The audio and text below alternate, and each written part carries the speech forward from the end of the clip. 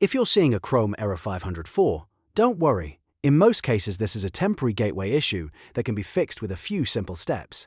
In this video, I'll walk you through the fastest ways to fix Chrome error 504 so you can get back to browsing normally. And if this tutorial helps, make sure to hit like and subscribe for more easy tech fixes.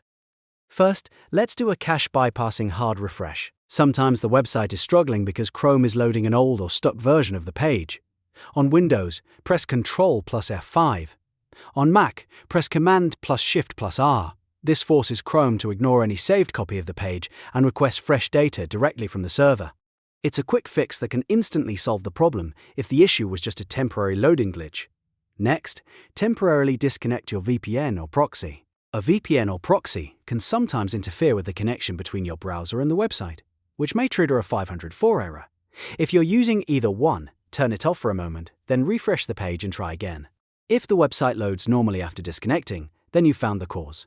After that, clear your Chrome cache and cookies. Over time, Chrome stores a lot of temporary data, and if any of it becomes corrupted, it can cause loading problems. To do this, press Ctrl plus Shift plus Delete on Windows or Command plus Shift plus Delete on Mac. In the menu, select Cookies and Other Site Data and Cached Images and Files. Set the time range to All Time, then click Delete Data. Once that's done, restart Chrome and test the website again. Now, try the link inside an Incognito window.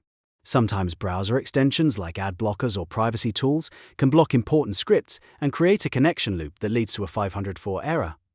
To open Incognito mode, press Ctrl plus Shift plus N on Windows or Command plus Shift plus N on Mac.